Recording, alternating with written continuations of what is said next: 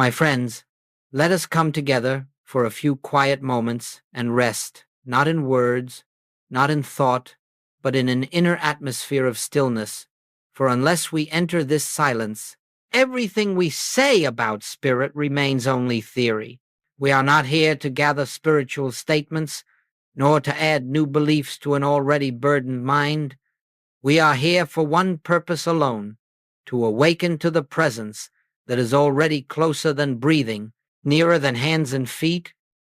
Today we begin a 30-day period of living consciously in the awareness of I am. But before we speak of days or practices or even spiritual intention, we must understand that this journey is not a method for self-improvement. It is not a project we undertake in order to change our human experience or to attract better conditions. In truth, the eye of God does not concern itself with conditions, for it is the substance, the life, and the law of all true harmony. Let us, then, lay down any thought of achieving something.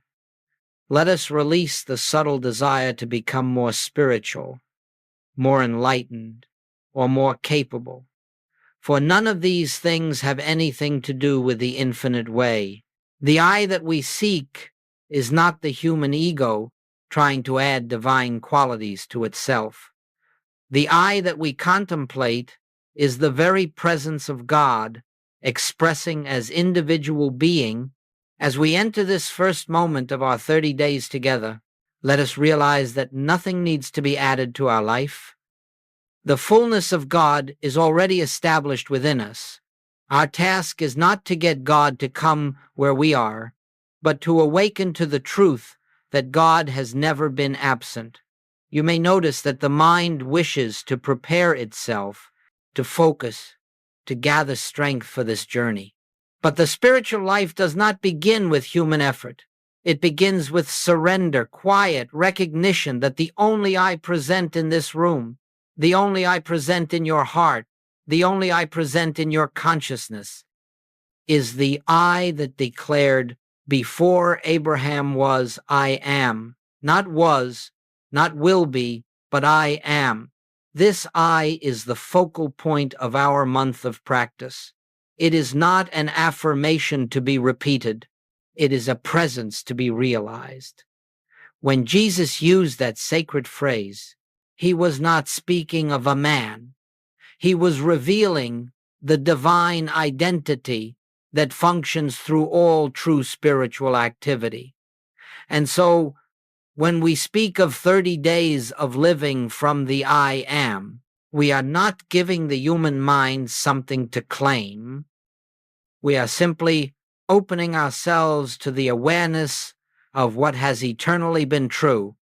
In these moments of stillness, let us acknowledge quietly, there is but one I, there is but one life, there is but one being appearing as many forms, and the life that beats your heart, that breathes your breath, that animates your consciousness, is that same infinite I expressing itself. As we begin this exploration, we do so without pushing thought, without directing mind, without attempting to manufacture a spiritual experience. Spiritual realization is never created. It is revealed. It appears when the personal sense of self grows silent enough for the deeper presence to make itself known. So, for this introduction, let us gently relax into the awareness that the I with which we begin these 30 days is not something we will try to understand. It is something we will witness. As the sea rises of its own accord, as the sun illuminates without request, so the I am will reveal itself. When we enter the atmosphere of stillness, there is nothing to strive for, nothing to attain. Simply rest for a moment in the recognition, here I am, Father, open, receptive, without desire, without fear, waiting upon thy voice. This is the beginning of our journey, not a journey toward God, but a journey away from the belief that we have ever been separate. This is not a path of acquisition. It is a path of remembrance. And so, with quiet hearts, we begin. Let us continue now in the same atmosphere of quietness. For unless we remain in this stillness, the mind will always attempt to grasp spiritual truth with its own understanding. And spiritual truth is not something the mind can hold. It is something the spirit within us reveals when we are receptive and still. We turn our attention to the nature of the I am. This sacred I is not a thought, not a concept, and not a statement of human identity. It is the very presence of God, announcing itself. It is the divine selfhood that has existed from the beginning, unchanging, complete, perfect. When Jesus spoke the words, "I am the way, the truth, and the life," he was not describing the man born in Bethlehem. He was revealing the universal identity that functions as the life of every individual who awakens to it. In these studies, it is important that we make a clear distinction. There is the I, which is personal, made up of memories, fears, ambitions, beliefs, and there is the I, which is impersonal, eternal, untouched by human experience. One is formed of the world, the other is the substance of spirit. And so, when we use the phrase I am, we are not speaking of the personal sense of I, the I that worries, strives, searches, and suffers. That I is a concept, a projection, a temporary shadow. The I am we contemplate is the presence that lives itself as you. The I am is not made holy by your recognition of it. It is holy because of what it is God expressing as individual being. During these 30 days, you will discover that the moment you try to think the I am, you lose it. The moment you try to use the I am to improve your experience, it slips away. For this, I cannot be employed as a tool of the personal mind. It reveals itself only when the personal mind grows quiet enough to let the deeper identity come forward in our human journey.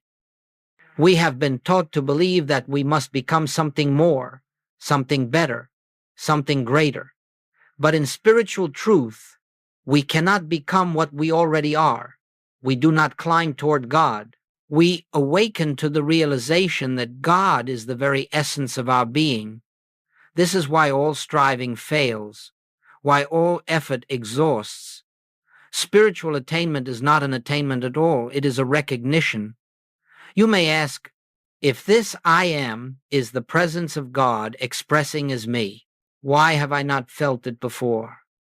The answer lies not in distance, but in distraction. The I am is not hidden.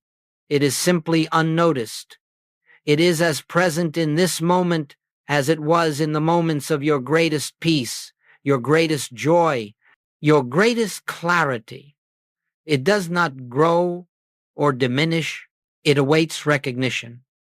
The purpose of our contemplation is not to make the I am more real, but to make the personal sense of I less obstructive when the noise of the human self softens. When we stop pushing life with our will, when we cease reaching for things outside ourselves, a subtle awareness begins to rise. It is gentle, quiet, and unassuming. It does not declare itself with fanfare. It simply stands forth as peace. This is the nature of the true I. It never strives. It never fears. It never demands. It never seeks recognition. It simply is. When you rest in this awareness, even for a moment, you begin to sense that the life you have called your life was never yours. It is the infinite life appearing as your individual expression. And in that realization, the burden of living your life begins to fall away. Something deeper, wiser, and more loving takes over, without effort, without command. This is why we say that the I Am is revealed and not created. You cannot create what is eternal. You cannot improve what is perfect. You cannot add anything to the infinite, but you can witness it. You can behold it. And in beholding, you discover that the being you believed was yours was never the truth of you. This recognition may come slowly, or it may come in a moment of profound silence, but it comes only when the personal self yields, when we stop trying to become spiritual and allow the spirit to be what it already is within us. As we proceed through these 30 days, let this be the foundation. The I you are seeking is already present. The I that lives you is the I you will discover. The I that you will come to know is the I that has never left you. Not for a moment. Rest in that quietly and let the realization unfold as we enter this first stretch of the 30 days. Let us remember that we are not beginning a discipline, nor are we undertaking a task. We are not attempting to reform the human mind or shape our experience through will. What we begin now is a gentle turning, a turning away from the belief that our life is lived externally, and a turning toward the truth that life itself is within us, functioning as our being. In these early days, you may notice how deeply conditioned the mind is to live outwardly. It seeks security in things, in people, in events. It looks to the world for validation, for provision, for safety. It tries to manage the future and reinterpret the past. All this activity is born of the belief that life is something separate from us, something we must pursue or maintain. But in spiritual truth, life is not lived outside your being. Life unfolds from within. Life flows as consciousness, not as circumstance. And so, the first days of this month ask only one thing of us: awareness. Simply observe how often the mind rushes into the world for answers. Notice how quickly it reacts to appearances, how it judges, fears, anticipates, and resists. Do not try to stop these movements. Do not wrestle with the mind. That attempt itself is still the personal sense of I, the false self trying to correct itself. Instead, each time you observe the mind moving outward, gently return to the inner center, not by effort, but by recognition. Let the inward turning be soft, like resting your head upon a pillow. Let it be as natural as closing your eyes after a long day. And as you turn within, you need not think, nor affirm, nor search. Just behold. Here I am, this simple recognition, unstrained, unforced, is the beginning of opening the door to the deeper I. During these early days, it may feel as though nothing is happening. The mind may say, "This is too simple," or "I do not yet feel anything spiritual," or "I must not be doing this correctly." But understand this: you are not waiting for an experience. You are not seeking a sensation. You are simply reorienting your consciousness from the outer to the inner. This is the most delicate step of the spiritual path, and it is always the slowest, because it is here that the personal sense of I begins to lose its prominence. This shift is subtle. It feels like a softening, a loosening of the tight grip we have kept upon life. No longer must we push against circumstances. No longer must we direct outcomes. No longer must we strive to defend or justify the personal self. Instead, we pause, even in the midst of our daily activity, and silently remember, the life I am seeking is the life that is already living me. The wisdom I try to gather is already present as the mind that thinks through me. The love I hope to feel is the love that is the nature of my being. These recognitions may appear fleeting at first. They may last only a moment or two before the mind rushes back into its old habits. But within these small moments lies the seed of transformation. For every time we turn within, we loosen the world's hold upon us. Every time we rest in the I am, even for a breath, we silence a fragment of the personal sense. Do not measure your progress. Do not judge your quiet moments. Do not attempt to evaluate your spiritual awakening. In the beginning, the reorientation of consciousness is simply a matter of remembering that you are not a seeker, remembering that you are not a struggling personality, remembering that the I which animates you is not limited, is not fearful, is not separate. Throughout the day, pause gently, perhaps only for a few seconds, and acknowledge, I am here, and God is the I that is here. Nothing more is required. Nothing more is spiritual. As these first days unfold, let this be your simple practice, withdrawing attention from the outer and turning softly toward the inner, not in order to produce anything, but in order to behold what has always been present, the living Christ, the divine I am, shining silently at the center of your being. We begin here, not with effort, but with release. As we move deeper into these 30 days, something subtle begins to occur within our consciousness. The outer turning that occupied the early days gives way to a quieter, more intimate awareness, and with that awareness comes a silence that may, at first, feel unfamiliar, even unsettling. It is not the silence of emptiness. It is the silence of presence. It is the silence that remains when the personal sense of I begins to loosen its grip. For many, this stage feels like standing at the edge of a great stillness, unsure of whether to step into it. The mind, long accustomed to noise and movement, does not readily trust quiet. It wonders, is this enough? Should I not be doing more? Should I not be praying more, thinking more, understanding more? But the spiritual life does not grow through more. It grows through less effort, less interference, less reliance on the personal mind.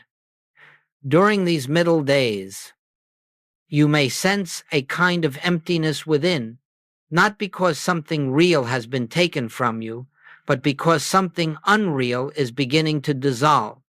The personal self, the self that has struggled, feared, defended, and sought, begins to lose its authority.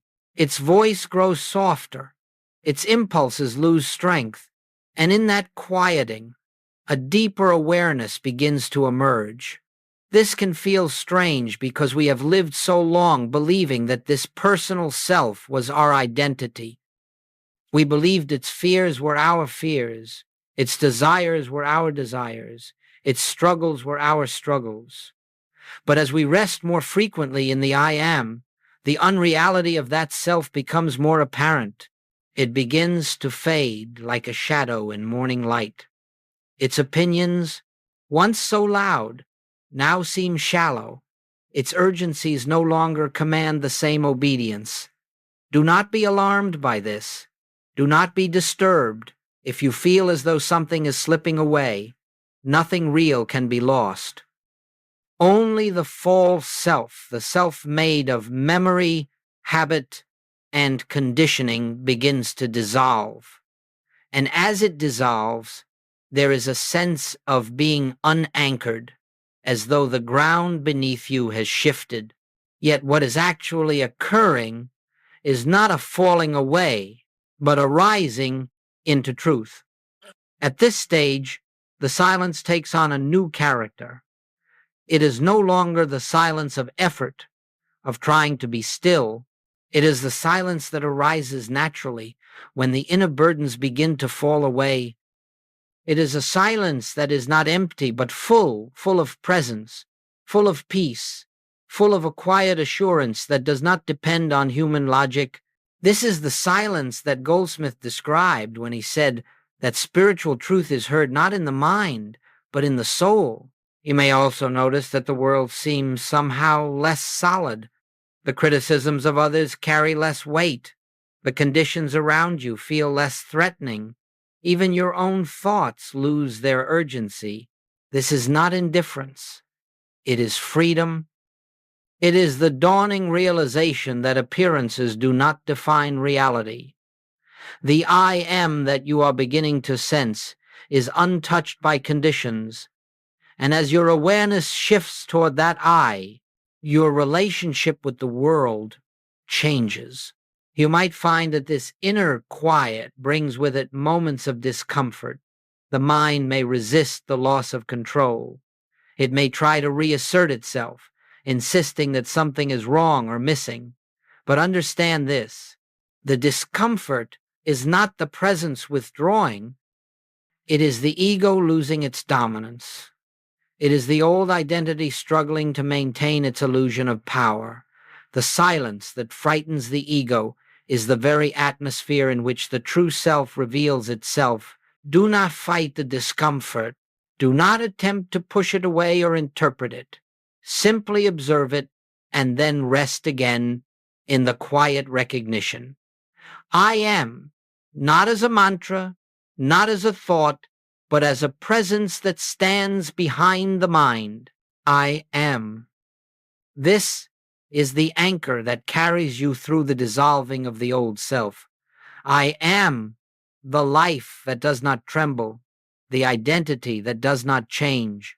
As the days continue, you will notice that this silence begins to feel more like home. What first seemed unsettling becomes comforting. What once felt empty becomes full, and what once seemed like losing yourself becomes the discovery of your true self, not the self you imagined, but the self that is eternal, unchanging, and whole. This is the sacred work of the middle days. Not dramatic, not emotional, not filled with visions or sensations. It is the quiet dismantling of the false sense of self and the gradual emergence of the true identity. This work cannot be hurried.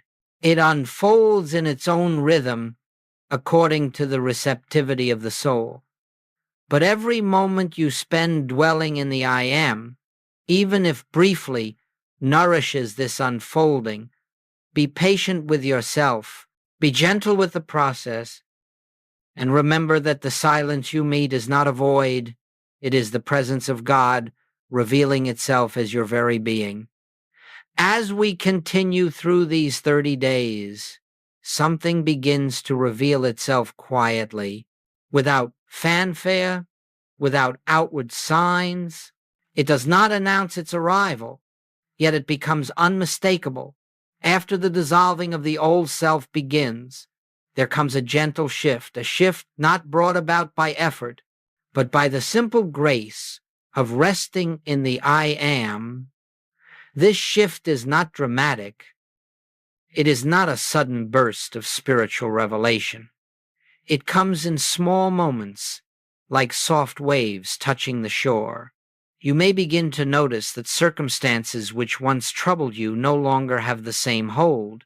The opinions of others, which once seemed so important, now pass through your awareness with less resistance. Decisions that once required great deliberation now arise with a quiet clarity. There is a sense of being moved rather than pushing life forward. This is the natural effect of living without effort. It is the fruit of allowing the personal sense of I to step aside.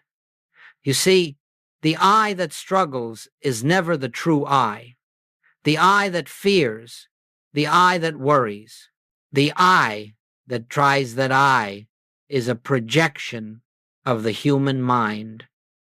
It has no power of its own, no life of its own. It is a shadow self, a temporary structure built of thought. But when we rest in the real I, when we lean gently upon that inward presence, something profound occurs. Life begins to organize itself around harmony. This does not mean that every outer situation suddenly changes. It means that our relationship to situations changes. We no longer approach life as a problem to be solved, but as a revelation waiting to unfold. And because we are no longer trying to manage outcomes, the natural order of spirit becomes visible, the movement of grace becomes apparent. Perhaps someone speaks to you harshly, and where once there would have been hurt or reaction, now there is only a quiet spaciousness. Perhaps a problem arises at work, and instead of panic, there is a calm awareness that somehow, beyond your understanding, solutions are already present. Perhaps an old habit of fear begins to arise, and without struggle, it dissolves in the recognition that the I who feared is no longer in charge. These are not signs of personal progress. These are evidences that the personal sense of I is losing its reality. When we stop living through the limited self and begin living from the infinite I, the world around us cannot help but reflect that change, not because we have manipulated the world through thought, but because consciousness is the substance of experience, and when consciousness shifts, experience follows gently, naturally, without strain. At this point in the 30 days, many discover that prayer has changed. It is no longer a reaching outward. It is not a request for intervention. It is not a hope for better conditions. Prayer becomes a listening, a quiet resting in the awareness that the presence is already here, already active, already fulfilling its own nature. And in this listening, we begin to perceive that harmony does not come to us from outside. Harmony arises from within us, because harmony is the nature of the I that lives us. Healing begins to occur not because we seek healing, but because the false sense of separation, which is the root of all discord, is dissolving. You may find that small blessings appear unexpectedly, not because you prayed for them, but because you are no longer obstructing the flow of grace.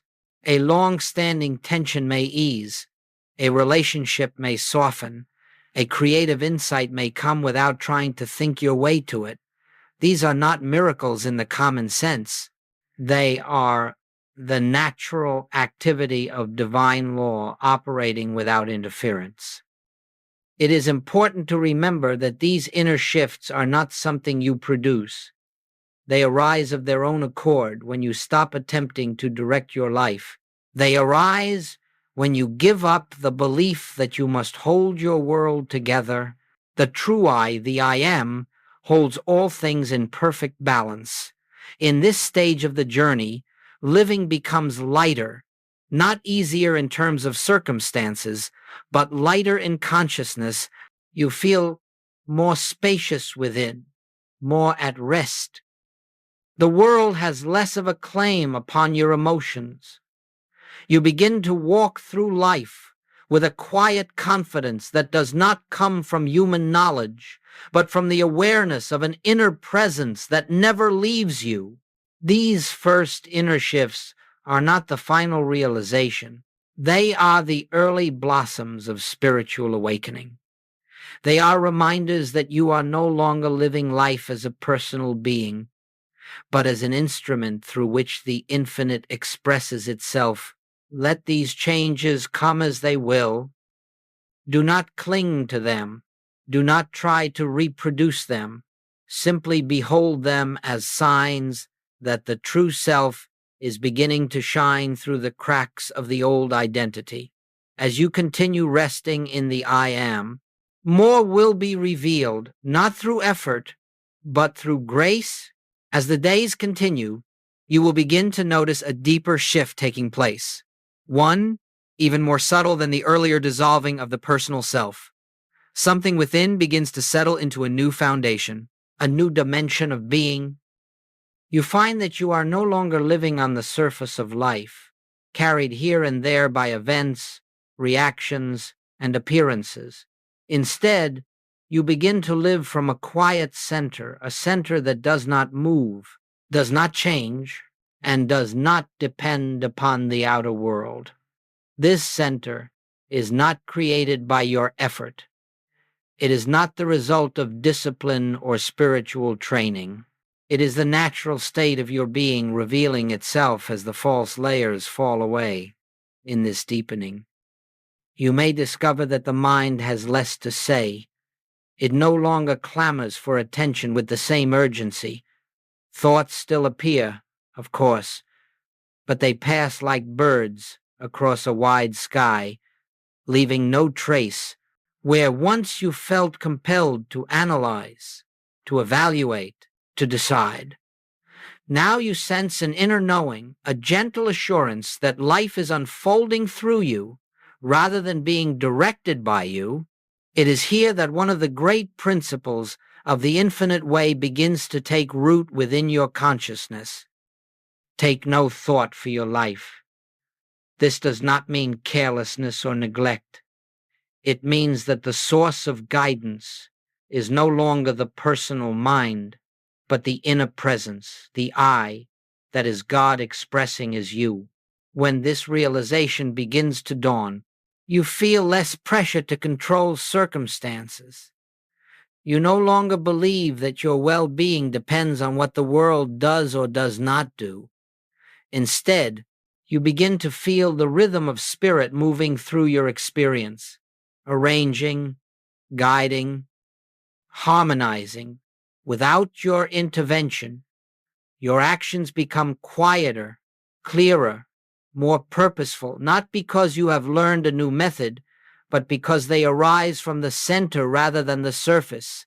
This center is not emotional calm, it is spiritual awareness. It is not psychological stability. It is divine presence. It is not positive thinking. It is the disappearance of the thinker. Many people spend their lives reacting to life, reacting to problems, reacting to praise, reacting to fear, reacting to opportunity. These reactions form the entire texture of their existence. But as you continue resting in the I am, the need to react diminishes. Instead of being pushed and pulled by outer conditions, you become aware of an inner spaciousness from which all true activity flows. This is what Goldsmith meant when he spoke of living from within. He did not mean that we retreat from the world or withdraw from daily responsibilities. He meant that we cease living from the world and begin living from the divine source at the center of our being. In this stage of the 30 days, you may find that your work takes on a new quality, not because the nature of the work has changed, but because you are no longer doing it alone. You may notice a deeper patience in your interactions, not achieved through effort, but arising from the awareness that no one is separate from the one, life. You may find that challenges which once felt overwhelming now appear as opportunities for inner listening rather than outer struggle. Every outer activity becomes an inner practice. Every encounter becomes an opportunity to behold the presence. Every moment becomes an invitation to rest again in the gentle realization, the Father within me doeth the works. And in this deepening awareness, You begin to understand something that cannot be fully expressed in words, that life does not flow from you outward, it flows from the center of your being into form. You are not an individual attempting to reach God. You are the place where God shines forth into visibility. Living from this center does not remove human challenges, but it transforms your relationship to them. You no longer meet them as a person trying to overcome them.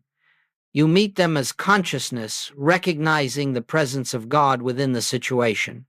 And in that recognition, the burden lifts, the pressure dissolves, the sense of I must handle this fades into the simple awareness that God is the life, the intelligence, and the harmony of this moment. This is the blessing of the deepening. You begin to experience life not as something happening to you and not as something you must shape, but as something that flows effortlessly from the inner presence that is your true identity. You are no longer living from the surface. You are beginning to live from the center. And in that center, all is peace. As we move even deeper into these 30 days, a profound realization begins to dawn, quietly, gently, without spectacle. It is not announced by emotion, nor by any outward sign. It comes like a soft light rising behind the hills of consciousness, revealing what has always been present but seldom seen. This realization is the awareness of oneness, not oneness as a spiritual concept, not oneness as something to believe or claim, but oneness as a living experience, a direct knowing that the I you have contemplated, the I am, in whose presence you have rested, is not a personal self at all. It is not your I. It is the I that is God, the I that is universal, the I that cannot be divided, the I that speaks through every awakened soul. I and the Father are one. At this stage, something extraordinary begins to happen, not through effort, but through grace. The boundaries between yourself and others begin to dissolve. The sense of separation that once seemed so real starts to fade.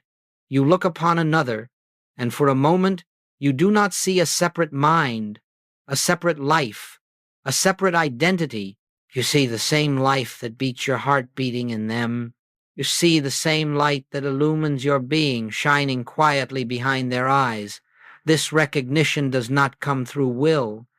It is not the result of thinking kindly or trying to be loving.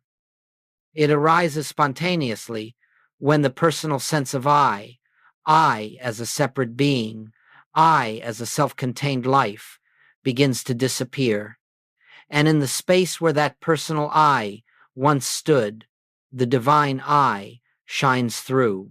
You begin to understand why Goldsmith said that there are not many minds.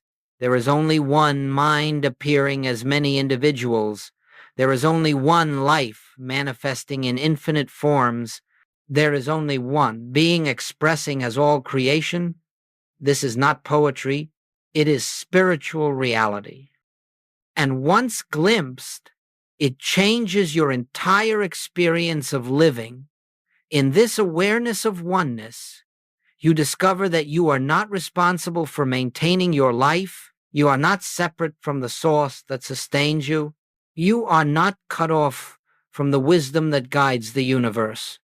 The very intelligence that directs the stars, directs your steps.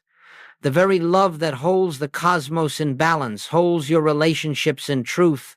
The very life that fills all creation, fills your breath at this moment.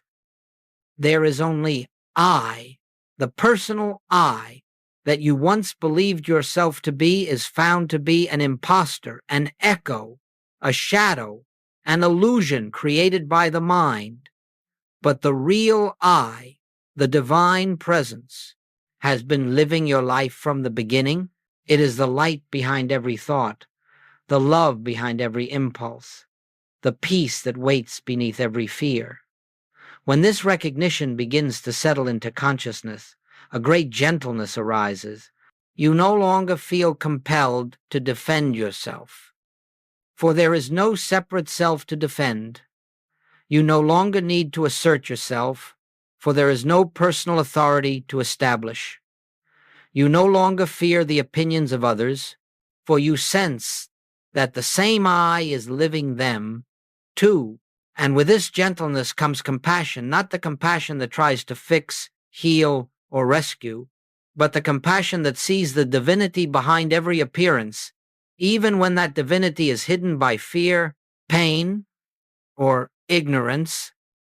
You no longer respond to others on the level of personality. You respond from the level of being, from the quiet recognition that the Christ within you is the same Christ within everyone. At times, you may experience a profound sense of peace, peace that has no cause, peace that has no opposite, peace that arises simply because you are resting in the truth. This peace is a sign that the personal self is dissolving and that the divine self is becoming more visible. This is the recognition of oneness. Not two, not many, only one. One life lived through all, one mind thinking through all, one love embracing all, one I appearing as all. In this awareness, fear cannot exist, lack cannot exist, conflict cannot exist, for these belong only to the realm of separation, and separation is found to be unreal. As this truth deepens, you begin to understand that spiritual growth is not the evolution of a human being into something higher. It is the unveiling of the divine being that has always been present behind the veil of the personal self. The personal I disappears. The divine I stands revealed. And in that revelation, all is well. As this month of living in the awareness of I Am unfolds, a natural question arises. How do we return to the activities of daily life? How do we work, relate, decide, speak, and act while maintaining an inner realization of oneness? The answer is far simpler than the mind imagines. We do not return to life as we lived it before. We do not take this spiritual awareness and apply it to the outer world. Rather, we come to understand that the outer world is the expression of the inner state of being. And so, the daily life itself begins to flow from a new center. During these 30 days, as you have rested in the I Am, something profound has taken place within you. You may not fully recognize it yet, but you have shifted the point from which you live. You have loosened your identification with the personal sense of self and have begun to taste what it means to live from the divine center in this new awareness. Action no longer comes from effort or planning or will. It comes from a quiet inner prompting, a gentle movement that arises from within and expresses itself outwardly without strain.